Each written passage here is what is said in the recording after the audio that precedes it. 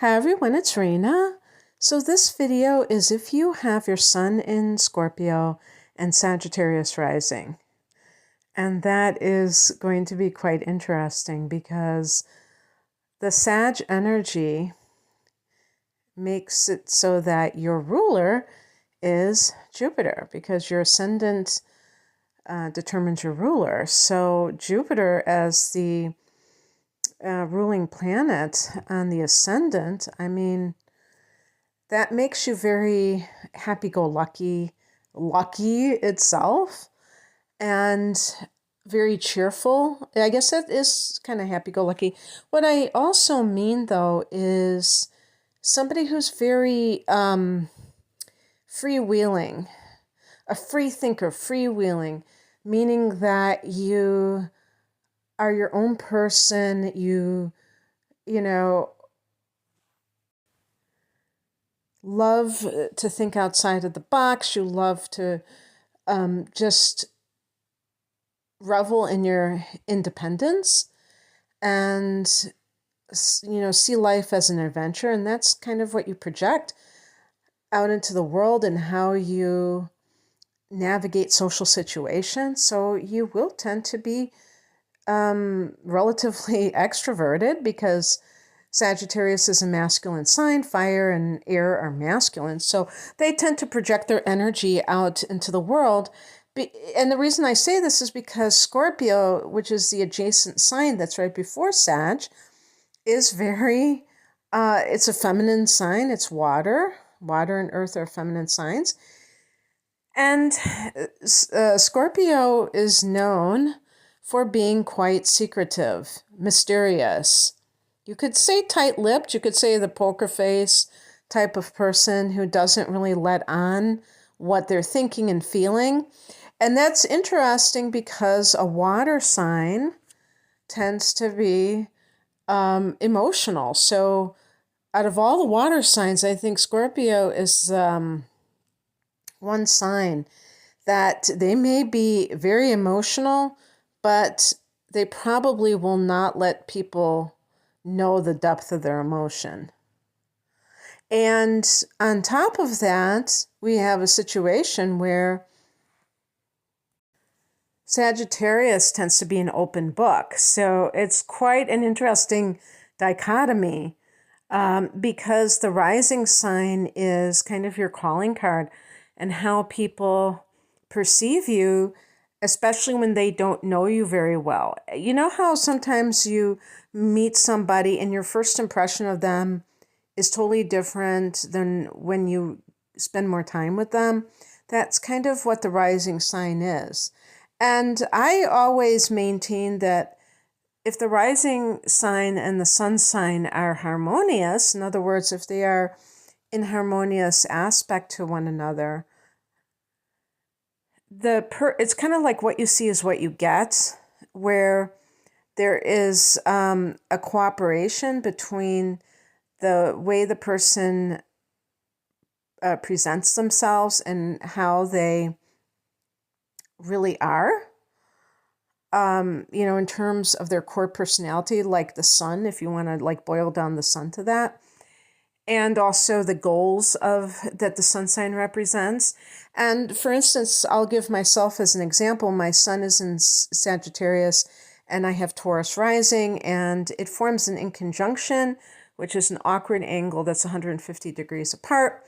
And before the age of 30, and I really think that up to 30 is the truth, that is when the rising sign is particularly dominant, I was dressing very in a sexy manner, really trying to show off my body. And then something happened when I turned 30 where I started becoming more self-conscious of that. And I wouldn't call it in a negative way.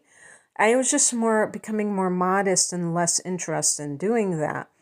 And you could say, oh, well, you're getting older. You just don't want to do that anymore. And I suppose there might be some truth to that, but I really think when I reflect on it that it has something to do with, going through my first Saturn return and really feeling that I was more of that Sagittarian than I was the Taurus. So for you, if this applies to you, if it resonates, of course you have to be in your 30s to really prove this or disprove it. But I would say how this would manifest for this combination is that you might be quite, if you're a male, or you could say even a female, I don't hear females being called players, but if you're a male, you might be quite the player in your 20s, and then you become more discerning about relationships, and maybe you want a longer lasting relationship. It's very important to find your moon sign. Obviously, if you know your rising sign, you're going to know your moon sign too. So factor that into things. And what I mean by that is if your moon sign is in earth or water, it's going to tip the balance to Scorpio pretty easily. Also, look at your Venus and Mars for your relationship issues, because that'll really tip you off to that. So with Scorpio, if you have inner planets in Virgo or Capricorn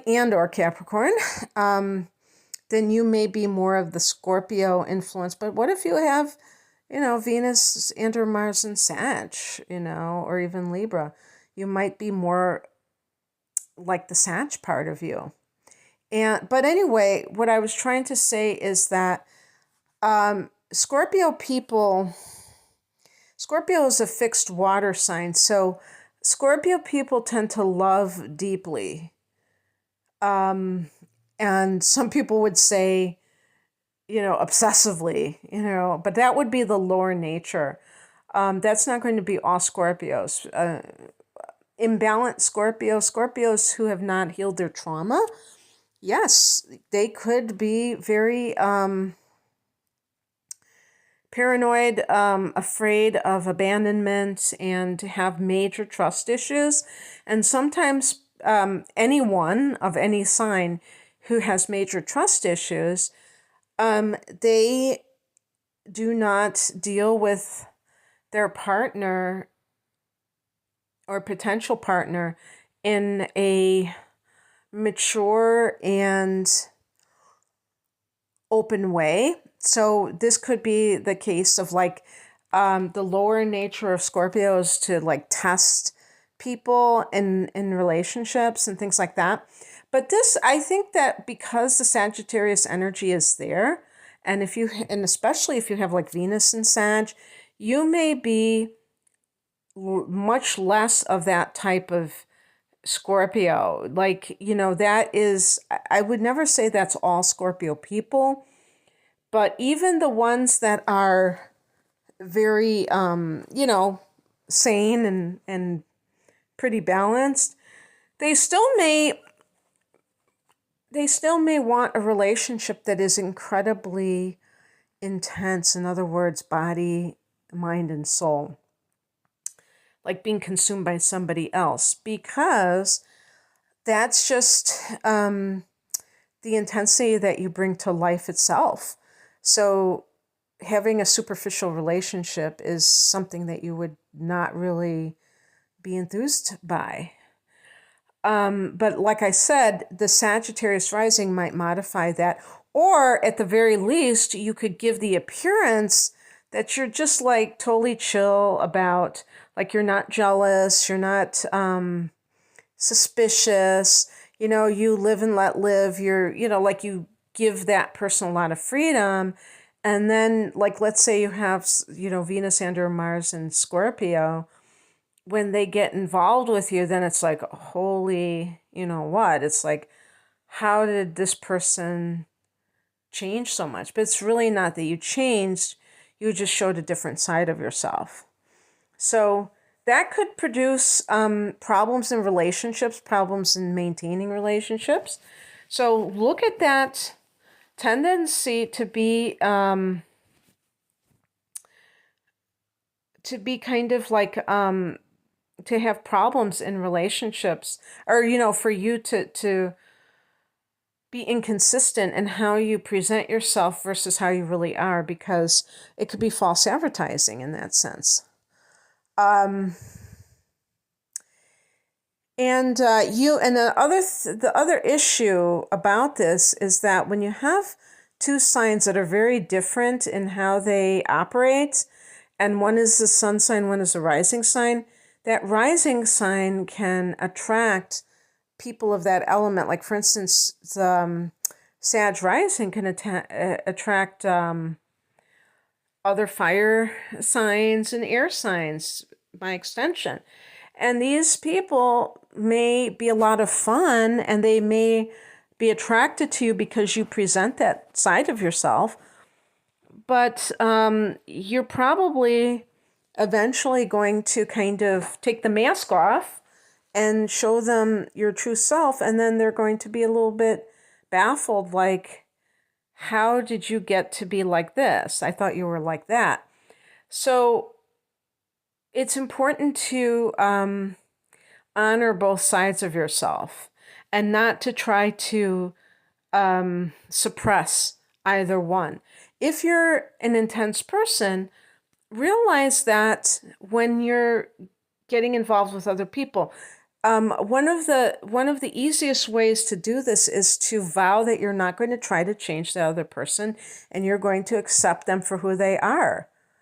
If you get involved at a deeper level, if you don't like those qualities, then you don't have to be with that person. But the thing is, it's like people are attracted to other people, and then they decide that there are certain things that that person has to change in order to be acceptable.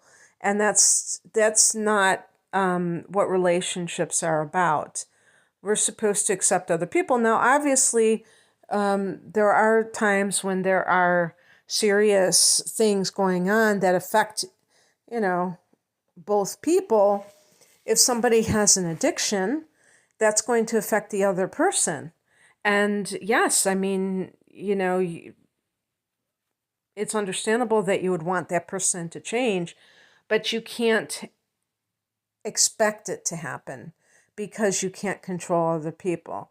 So sometimes Scorpio can micromanage, I feel, because of being of the fixed element. There's like a controlling element with fixed signs. It may not be that they are necessarily, maybe it's more that you're insisting on having things your way. And you may give this image of being very open to a lot of things that maybe you're really not. And you kind of change your tune when things get more serious, which makes a lot of sense, because when you're just friends with somebody, you're not with them all the time, maybe, and it doesn't really affect you that much. But a romantic relationship that gets very serious, it's, to a different level. But being able to, that rigidity that fixed signs sometimes have, that can wreak havoc on relationships. So really understanding that you have two parts to you that are, quite different, and being able to reconcile that and not allow that to affect how you treat other people is very important. Also, another, when I talk about relationships, learning to lighten up, because you do have that lighter side. Maybe I have a feeling, because I believe that Scorpio is a pretty extreme sign, and it tends to be pretty black and white. So there might be that situation where you either are really into somebody, or you're just kind of, playing the field, or just kind of, being less serious and not taking it seriously at all. And that might be, this combination may be one of the examples of when Scorpios do, tend to be more, I wouldn't say promiscuous, but, more willing to have multiple relationships than just being very stuck on one relationship. And so you might be like, if you're not really into someone, you're more likely just to play around with them. And then, it's like, that's what I'm saying with the extremes, being very detached and very, involved or obsessed even. But, I'm semi joking about being obsessed because I do think other things will modify that with Scorpio. And remember, too, that Scorpio isn't the only sign that ever gets obsessed. So that's a very important thing to say. So the other thing, too, is that in terms of you being able to settle down, when you have Sagittarius rising, you may love to travel. You may love to learn, Sagittarius rules the ninth house of higher learning. But this combination is very spiritual because the eighth house that Scorpio rules is about metaphysics. So this combination is really about the spiritual life. And that may also impact your attitude towards relationships because you may be like, I don't want to be with anybody. I want to be free so that I can be on my spiritual path. And you may have a belief system that goes along with that. Who knows? But the bottom line is that I feel like this is a very independent combination because Scorpio to me is a sign of a lone wolf. I'm not saying the Scorpios don't have friends and they don't get married or they don't live with someone, but they do tend to have the ability to be alone. They don't need like 100 people around them. And I think that you seek out solitude much more often than, all the water signs, I think, are very capable of solitude and enjoy quiet times. And so with Sag, we already know that it's very much about freedom. So, but if you get involved with somebody, you may find that somebody who is more like the Sag is actually a good match for you because it lightens you up or keeps you in that mode of being lighter, and that's a good thing. So, for what that's worth. And then when it comes to the type of careers, well, I was just talking about the spiritual, anything that is like a healer, a spiritual practitioner of some sort, so any kind of healing modality like Reiki and all those other things, a meditation teacher, a shaman, I really associate a sign like Scorpio with shamanism or eighth house with shamanism because of the magical connection, the alchemy angle, transformation, that's right up Scorpio's alley. And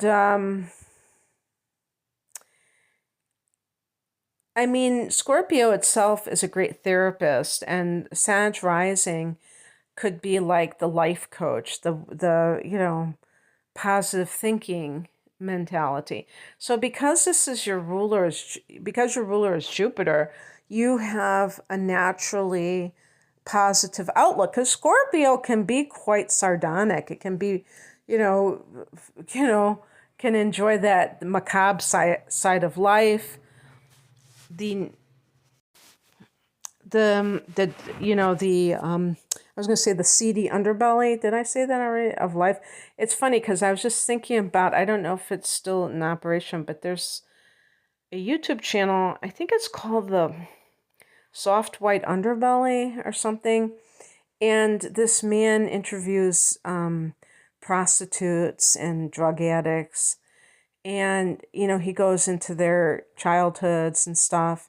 I don't think he's a therapist or anything. He just is, a YouTuber. But that's something I would love to do.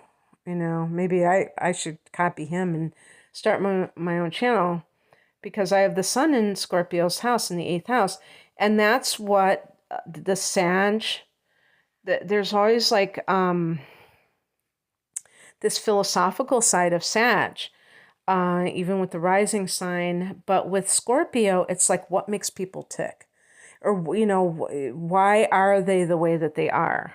And so anything where you can do something like that. So like I just said, I mean, this is a YouTube channel, but you could be doing that as a therapist that, really pushes positive thinking, but as doing shadow work, which is, but it's funny because I think therapy is shadow work, really. But the reason I differentiate it is if, a therapist, to me, the best therapist is somebody that understands the spiritual side of life, because everyone has their own life philosophy. And somebody with Sag rising probably has thought long and hard about life, regardless of what they're doing for a living or where they're at in life. They've thought about it. And how that translates is that it can make a person very intentional about how they carry themselves throughout this incarnation. And I often think about people who are like those spiritual practitioners, who are always immersed in the spiritual side of life. They're always like healing people, talking about healing if they're doing lectures or whatever, but it's always kind of on the front burner. And how do they, navigate each moment outside of that? Well, they're going to be more mindful just by virtue of what they do for a living. It's just easier that way. So whatever it is, I feel like it's kind of making this magical life for yourself where you are, pursuing the things that really bring you joy, but at the same time, you're inspiring other people. And that's what the Sag part of it. And because this is at the ascendant, it's a lot easier to, show off that side, because that's what you naturally exude. And I mean, anything that you do, I mean, it could be something creative. You could be an actor. You could be any kind of performer. You're going to bring an intensity, but you're going to also bring that pizzazz of the fire. The fire element is creative, but it's also joyful. It's also very passionate. But there was something else I was going to say. Well, any kind of like a professor, like if you find, because Jupiter is at the ascendant, you may have a strong desire for more sophisticated learning, like you might find in academia. If so, you might be quite obsessed with a particular topic that you bring this passion to, and other people are fascinated as a result. I mean, if anybody had a teacher, it doesn't even have to be, I was going to say a professor at college, but it can also be, maybe in grade school, a grade school teacher or a high school teacher that really loved what they did and loved their subject matter and made you love it. That happens a lot. And it's because of that intensity, that passion. And I can see Scorpio having that, and also Sag. All right, that's what I have for you. I think I've covered everything I wanted to.